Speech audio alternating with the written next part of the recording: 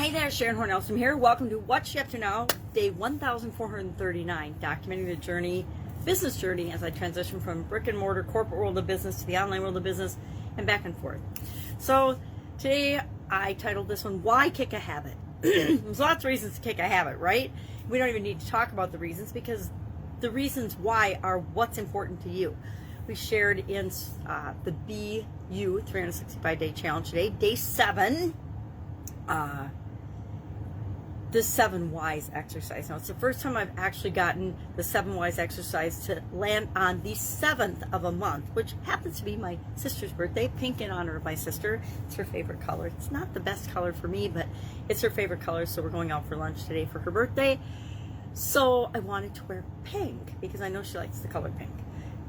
Sidetrack, right? Side note. So the 7 Whys exercise, I've talked about it, I'm sure, in this segment before because I've done it a lot over the last 2 years. In January of 2020, I learned this from Dean Graziosi, and it takes the 5 Why exercise, which is a tool or the process of asking yourself, you think about something you want, and then you ask yourself a series of 5 reasons why do you want it. Why do I want this? Well, why do I want that? Well, why do I want that? And Dean learned probably from the Genius Network. I don't remember. I think that seems right to me, but I could be wrong. Anyway, he was talking about sharing this exercise as part of a training I was doing with him. And of course, he said at first he was skeptical, as I was when I did it for the first time, that adding 2 more whys, going 2 more deep, would make any difference whatsoever.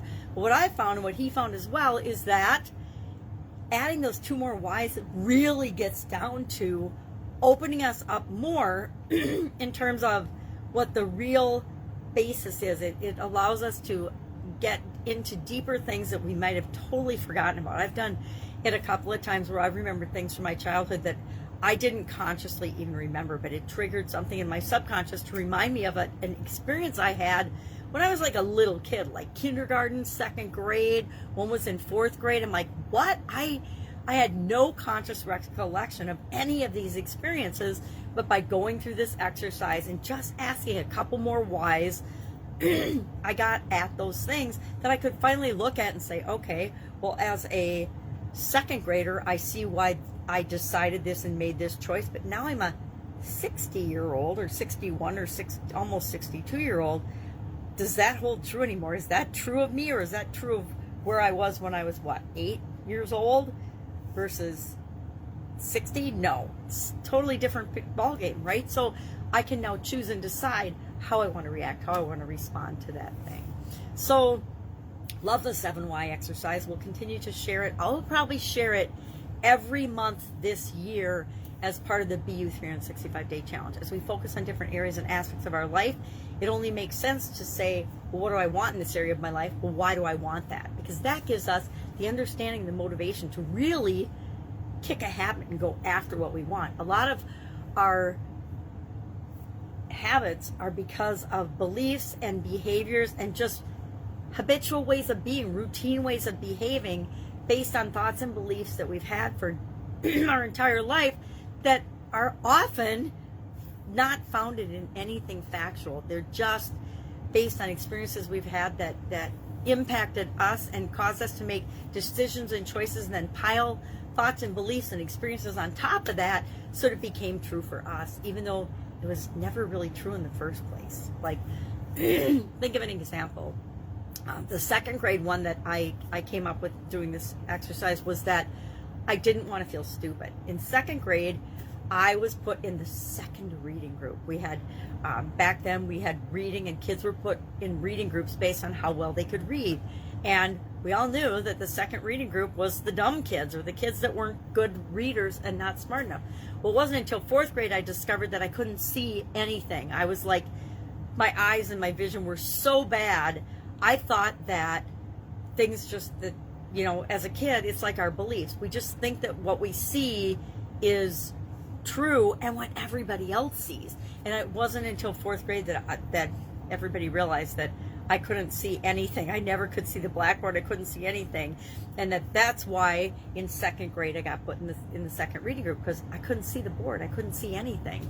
And I didn't know that until 4th grade, which was, again, couple things I've learned and uncovered by doing this 7 why exercise. And once I got glasses, whoa, lo and behold, boom, my reading took off, and all of a sudden I was, a straight A student and getting everything done and learned to read really, really quickly and easily. And it was interesting because I could read the stuff up close, but I couldn't read the board or the things far away. And so I'm surprised it took till 4th grade before I figured that out, because my dad wore glasses. I should have known that the half of us in the family would need glasses, half of us wouldn't. And now I'm legally blind, so vision is just is what it is. And so I do things to compensate for that. We all do. We all have strengths and improvement areas, or strengths and weaknesses that we need to either compensate for or build up areas. And I always say, instead of fixing what we think is wrong with us, which is the era I grew up in. I grew up in the corporate world where, excuse me, feedback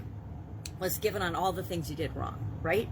You'd hear a couple things you did right, but for the most part, feedback sessions in corporate America were a chance for other people to vent and bitch and moan about what they didn't like about you, which that was my experience with it, until I chose to take on that process and change it for myself and the people that I work with and led through corporate organizations. And we did 360-degree feedback, and we just blew up how we did feedback and how we got feedback from different people and different peers, so that we got team and balanced feedback, and feedback from a group of people, not just the boss giving you feedback based on, not usually experience, but things they'd heard from other people, right?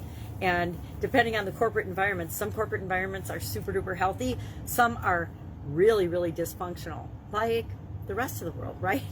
We think that it goes away after school and high school, and it doesn't. It just gets worse, and it's grown-ups behaving in ways that are unbelievable instead of kids.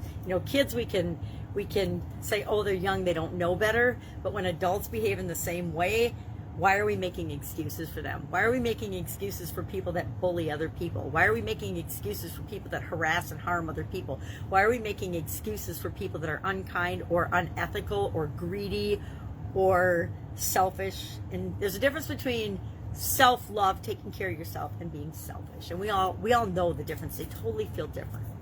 All right, so I'm off my soapbox now. So kick a habit was our topic today for Supersize Your Business, and I shared 14 different ways to kick a habit. And really it all boils down to the 3 R's: remind, routine, and reward, right? So we talked about that. 17 below this morning when I got up, so I don't know what the wind chill is, but I have a feeling it's really, really cold out. And like I said, we're going out for my sister's birthday for lunch, and the only thing that would get me out of my nice, warm, cozy house today at this temperature is my youngest sister's birthday. It's always fun to celebrate with her, and we don't usually get to because lots of reasons, but I guess we usually get to go to lunch, but not every year, so it's fun that we can all go. All right, that's all I've got. If I can help you in any way, business questions, online or offline, hit me up. Otherwise, I'll be with you tomorrow.